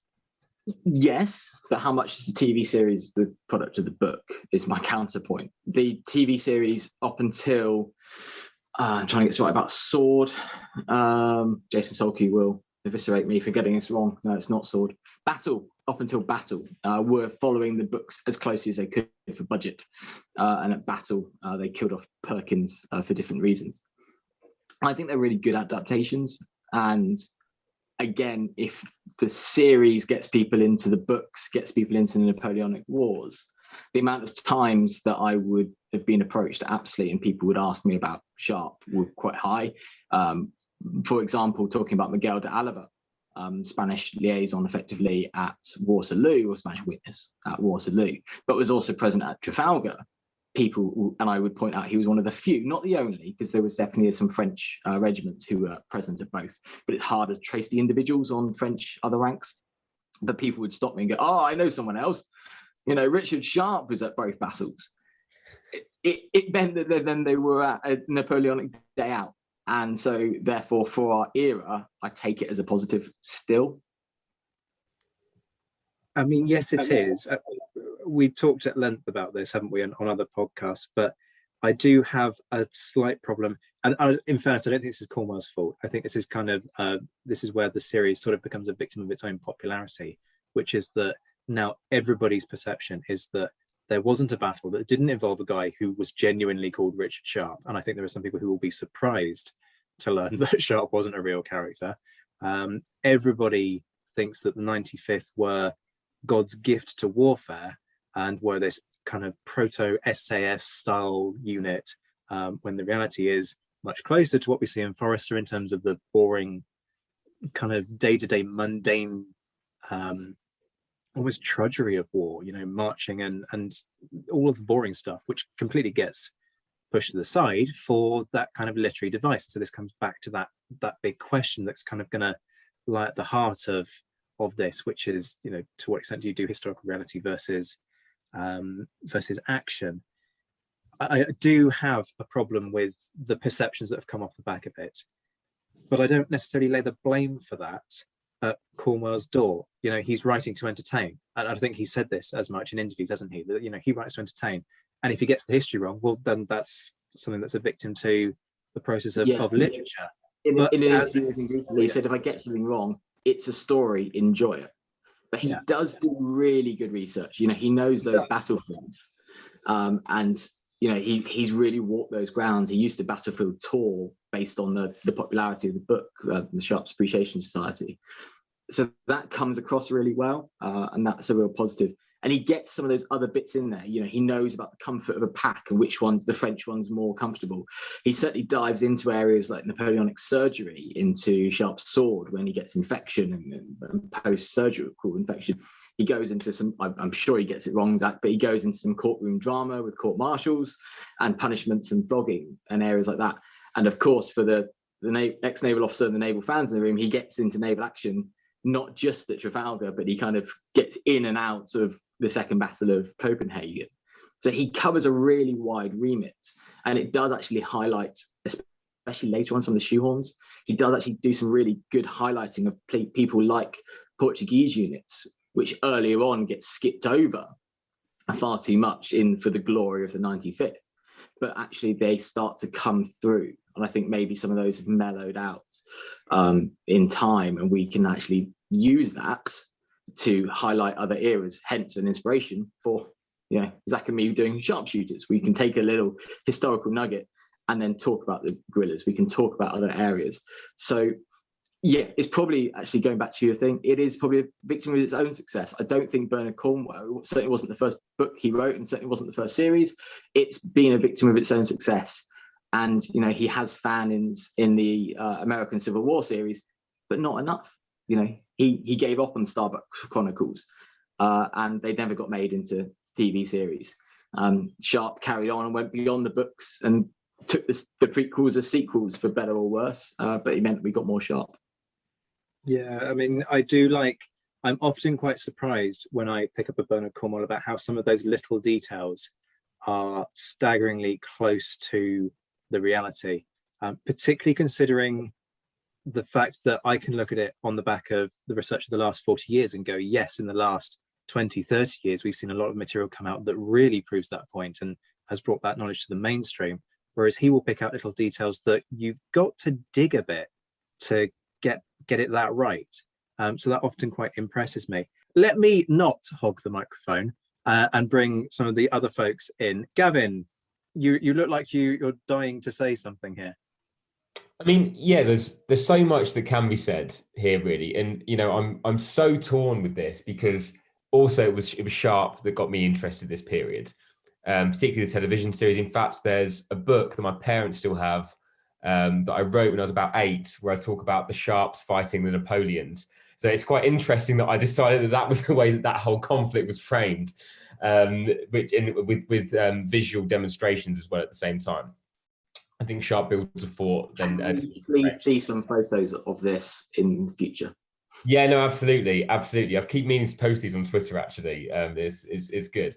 But I mean, yeah, I kind of reiterate everything that you guys have been saying. The thing is, it has such cultural resonance. Sharp, it really has become so popular in the mainstream that I think I'm loath to really overly criticize it. And absolutely, we talk about the way they describe some of the female characters, and some of the female characters in sometimes an overly sexualized way that's quite toe-curlingly awkward to read, to be honest, in many ways. I feel like it's a bit like my dad trying to do the same description in many ways. But it's either way, I think you can't deny the impact it's had. I totally agree that they're real page turners. They are formulaic in many ways. I think I've even read somewhere that Cornwall put almost like on a blackboard, like, this is how I'm going to construct these stories, and this is how they're going to remain readable, and this is how people are going to continue to sort of pace through them. I suppose it keeps people interested. So I mean, yeah, I do really enjoy them. They're obviously not without fault, but also it's difficult to criticize the thing that got you interested in the period in the first place.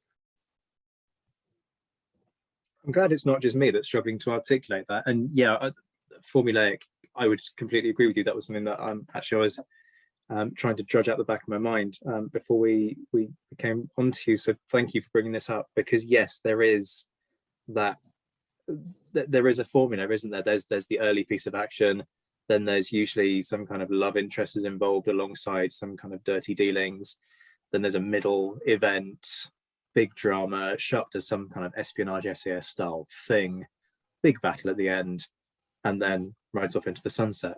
There is that kind of repetition through them.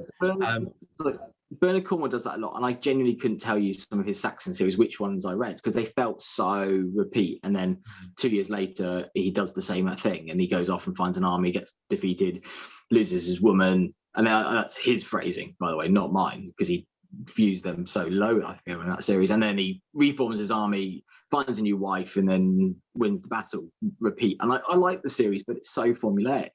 However, Bernard Cornwell does have the ability to write brilliantly and do other things. Sharp's Regiment, where there's barely any action, he comes back to Essex to reform the regiment.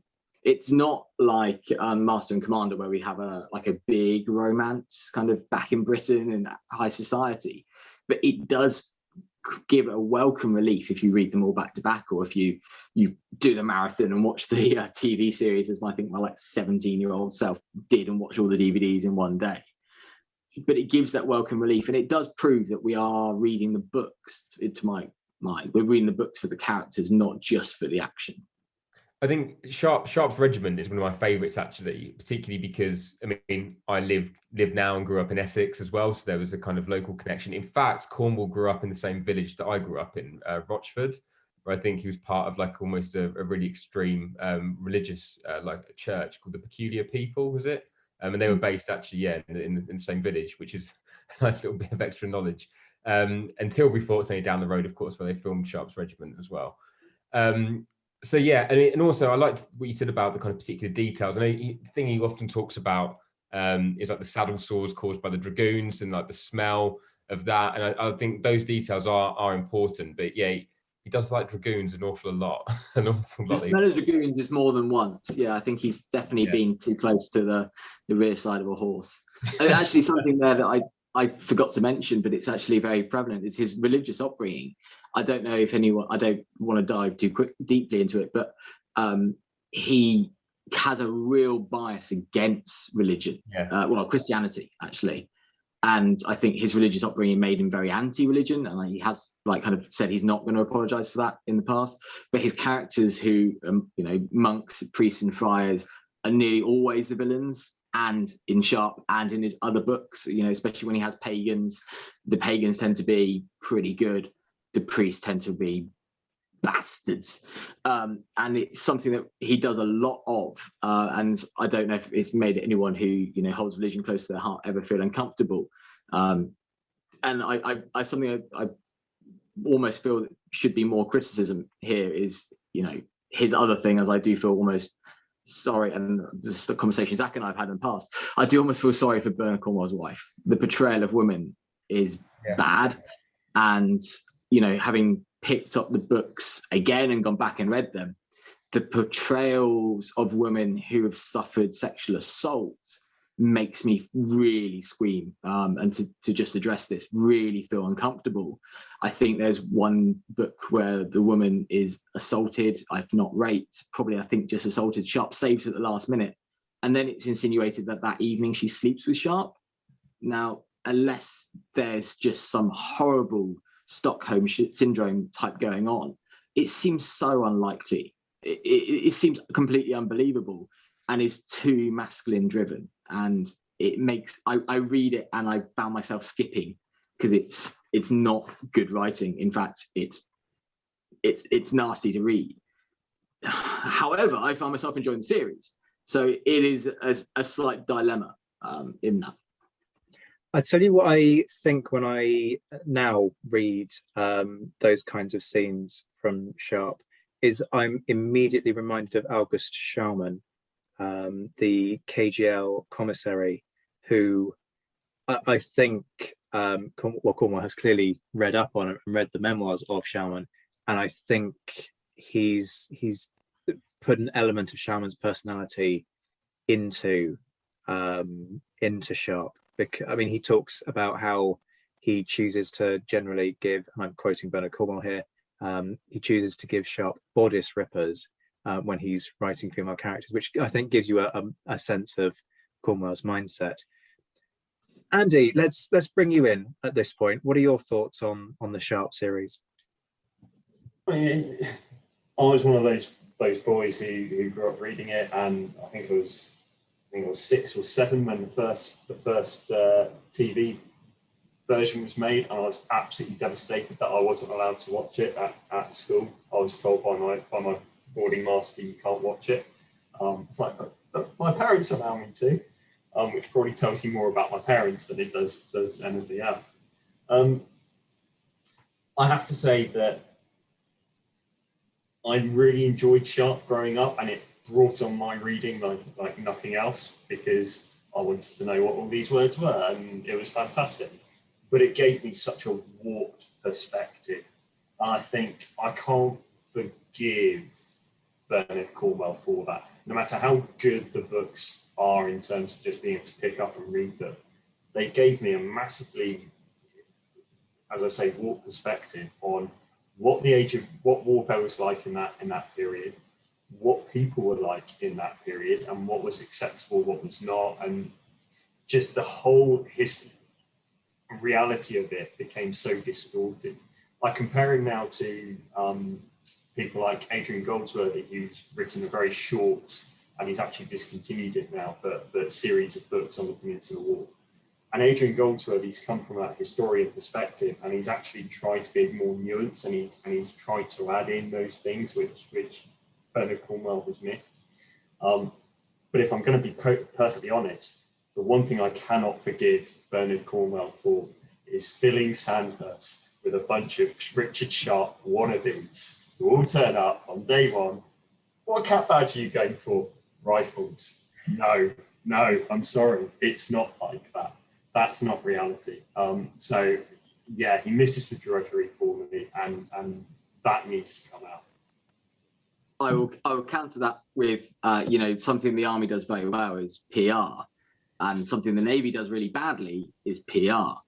And when the Rifle Regiment was formed, I remember I was a young cadet, and we were Devon and Dorsets, and we became Rifles, and seeing the website change for the banner of Sharp, which somebody had cleverly edited in modern weapons into, and it said, join the Rifles, become a chosen man. And the strength of the Rifle Regiment today, without getting into it, is it's one of the only regiments that under the last review, previous review before that, is expanding because its recruitment is so strong. And they have an identity of rifleman first, officer second, or rifleman first, old county regiment second. So it clearly can work. Yes, to the Sandhurst segment, but then I'm a scum of the earth, not on the other side. However, I do think that the Army kids grasped it, steered into the skid basically, and it has been a really big success story to the Rifles. The swift and bold motto is repeated all the time when you see the 95th Rifles, and that was the motto of the Kingswood Rifle Corps, which were the 5th, 60th. So the history often needs a little bit of untangling, but Bernard Cornwell is probably always going to be welcome in the Rifles mess. Sure, Bean is. This is true. We have managed to skip over Marcus's attempt to do the Sean Bean catchphrase bastard.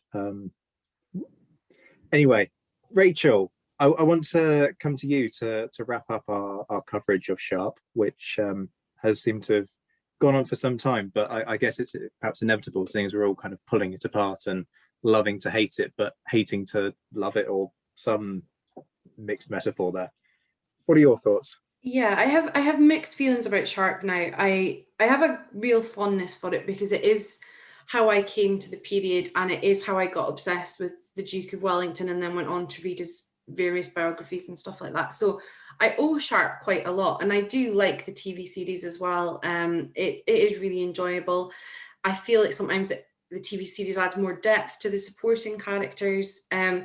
You guys have covered a lot of the stuff I wanted to raise about Sharpe. It is formulaic in the extreme. It is almost fiction by numbers, because here's the objective, here's the mission, here's the sort of nefarious upper class officer who's going to sneer at Sharpe, and here's a little cameo by Wellington, and it goes on and on. And I did read a quote. It was admittedly on the Aubrey Maturin Society page, so coming in with a little bit of bias, where somebody said if you've read one Sharpe book, you kind of could predict how most of them will go, and once you've read them once, you're not going to find anything new in a Sharpe book for a reread.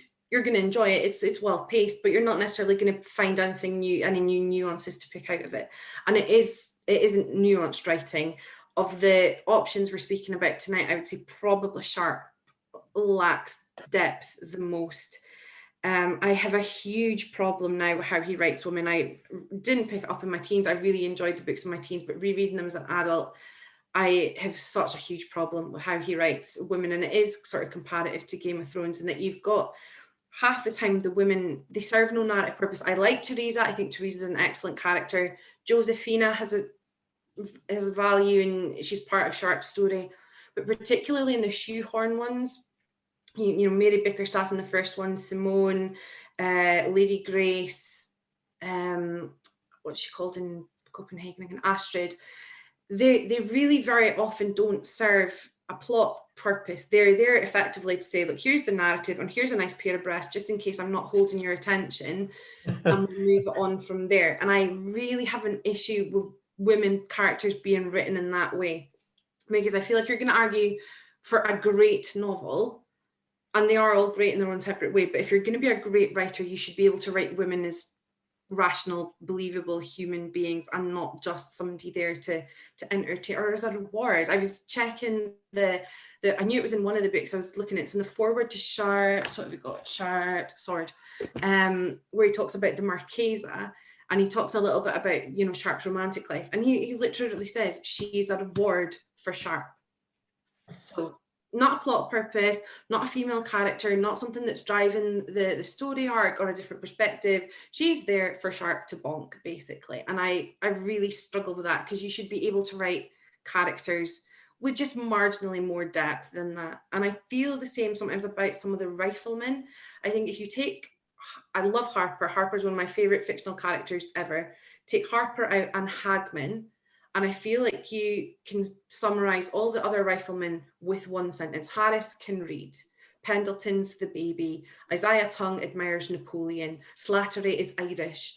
And there's very little depth to most of them. You can just sum up their characters basically that way. And it's the same with quite a lot, I feel, of the the supporting characters. Hogan's very well done, and I think he does Wellington very well as well. But for a lot of the characters, you could sum them up with a sentence, and it is about Sharp, but it feels like it lacks that sort of literary depth for me. And again, I'm sorry, I really do sound like a book snob, but that's one of the major sticking points I have with Sharp now. And I think Bernard Cornwell wrote a magnificent villain in Obadiah Hakeswill, and a really unique villain, and something that's you don't really see it's like in many other historical fiction series. But I feel like some of the other villains, particularly the French ones, stream a little bit close to panto villainy. It's like mustache twirling, wahaha, we must sort of cause Sharp's downfall. And it's sort of, it for me, it kind of lacks in those departments where I feel, O'Brien, Tolstoy, and Hornblower to a degree as well, they've got a bit more plausibility in terms of the villains. So yeah, I'm fond of Sharp. I genuinely am. That probably sounds like I've been really derogatory, but in terms of, are they pacey? Yes. Are they accessible? Definitely yes. Are they a good starting point to the period? Absolutely. Are they great novels? I'm not so sure. Good, entertaining novels, but I'd struggle to describe them as great. Yes, there's a huge fandom, undeniably, and if you're going to read Sharp fan fiction, look up Sharp Hardy. If you can bear to see the series sort of lovingly sent up, it's very entertaining. But if we're going to take fandoms alone as proof of greatness, that would effectively mean Twilight was better than all of the books we're talking about tonight. So I'm not sure you can use fandom as a scoring point, but yeah, good books, yes. I'd struggle to classify them as great though. I mean, I visibly recoiled at the mention of Twilight there, which tells you a lot about what I think about that. Thank you, Rachel. Tour de force on summing us up. Yeah, I think all of us are kind of turning around and saying the same kind of thing, aren't we? That particularly when it comes to the portrayal of women, and the depth of other characters as well, there's a lot that's to be desired. It's one thing, and it's the only thing, and I think it's defense there, Rachel, that you rightly brought up, is his character of Hakeswill is a fantastic piece of writing. But in Bernard Cornwell, in an interview I recently read, said his biggest literary regret is that he killed him off, because he is a fantastic character. And he kind of, just kind of transcends that with Pete Postlethwaite's performance. It's just was probably one of the best bits of acting and casting in the whole thing. Hogan was great, but yeah, we keep coming back to having problems with women. And as you were talking, I'm trying to think of, I've read quite a few of his other books. There are some good Bernard Cornwell female characters in Excalibur, his series, but they're not so much in the Archer series. The Excalibur series, that he does do some good female characters. However, you have to think of them, you have to find them, which in itself is the problem. I'm struggling to think back and find the good. There's Teresa, there's Excalibur series, and that is a problem. I would love to be proven so wrong, and for Bernard Cornwell to come out and write a book with a female lead. That would make my day. I'm definitely going to read Sharp's Assassin. I'm definitely going to shout about it.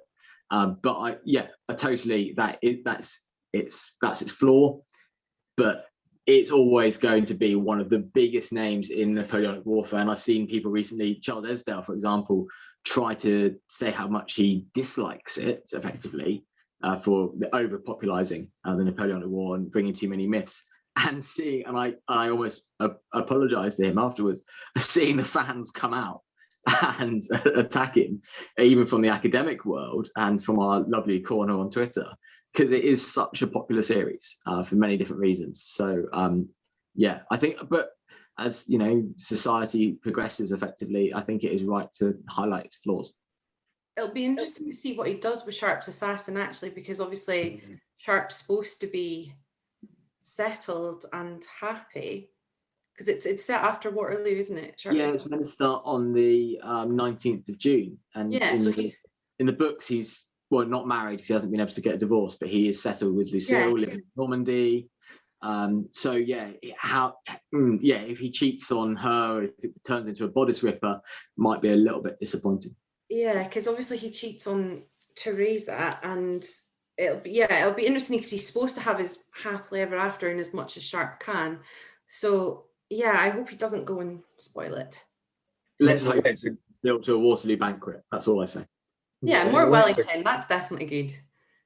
Absolutely. It's sort of a crowbar of a crowbar, though, isn't it? Because there are the sequel novels where we know that there's this happily ever after, except that it's not, because Sharp can't have a happily ever after. But then he's kind of squeezed this in around the Battle of Paris. So yeah, interesting. Folks, this has been a killer episode. Just very, very quickly, I want to go around the room and do honourable mentions. So if you weren't having yours or any of the others that are on offer tonight, who would you go for? I'm going to kick things off and quite simply say Lynn Bryant's novels are just brilliant and offer a depth of female characters that we don't see in Sharp. In my opinion, I don't think people are aware enough about those novels. They come in various guises. So you've got a Manxman series. You've also got one that's based around Paul Van Damme and his leadership of a regiment and later a brigade. I'm also ever so slightly biased because there is a provost marshal in there by the name of Captain Zachariah White, who is 100% a connection to me, and I'm not even sorry. As Marcus buries his head in his hands at the shameless name drop there. But look, setting that tongue-in-cheek comment aside, they are brilliant novels, and I would strongly urge people to have a read of them. Let's now go around the room. Marcus, let's come to you first. Well, surely it's C.S. Forrester, Death to the French, though. I would say Rifleman Dodd, aka Death to the French, is a fantastic short Napoleonic novel.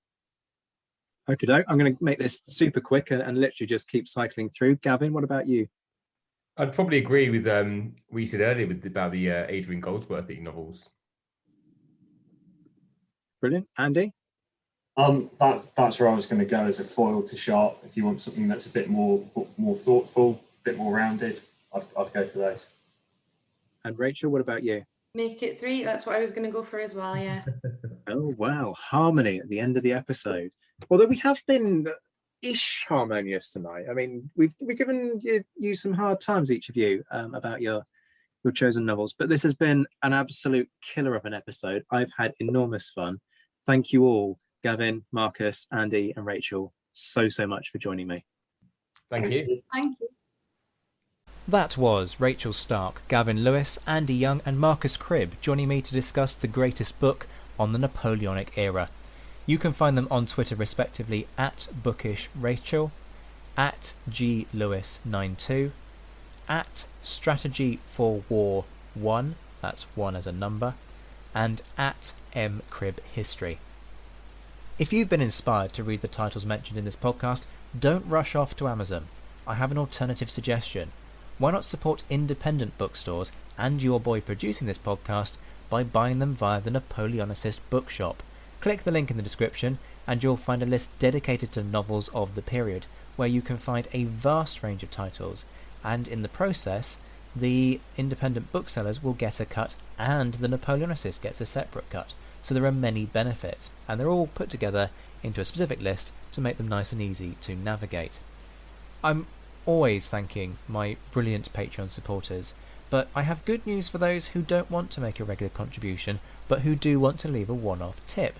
You can now tip the Napoleonicist at Ko-fi. The link is in the description, and know in advance that your generosity, whatever the size of the tip, is hugely appreciated. And of course, no episode would be complete without a shout out to my wonderful Patreon supporters who keep the podcast going through their subscriptions. There are some exclusive perks, including a discount code at Pen and Sword Books, which effectively means that you can quite quickly recoup some of what you're investing into this podcast. So be sure to check the link in the description for details. A particular thanks to my Commander patron, Ger Brown, and my Mentioned in Dispatches patrons, Alexandra Lyon, Josh Keeney, Gareth Copeland, Ross Flowers, Jim Deary, Lucy Tatner, James Bevan, Rory Muir, Jamie Kingston, Lynn Dawson, Beatrice de Graaf, Anna Vakulenko, John Haynes, Brendan Teeling, an anonymous Canadian, Alex Churchill, and Rob Griffith. Join me in a fortnight when I'll be kicking off another themed month, the first to actually be voted for by my Commander patrons, which will focus on the Duke of Wellington. Until then, I'm Zach White. This has been the Napoleonicist. Take care of yourselves, my friends. Stay well, stay safe, and as always, thank you for listening.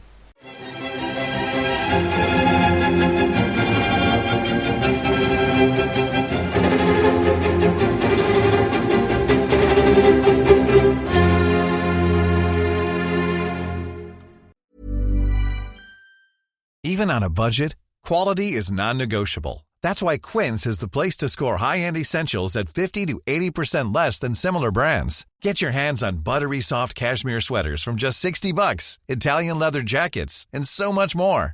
And the best part about Quince, they exclusively partner with factories committed to safe, ethical, and responsible manufacturing. Elevate your style without the elevated price tag with Quince. Go to quince.com/upgrade for free shipping and 365-day returns.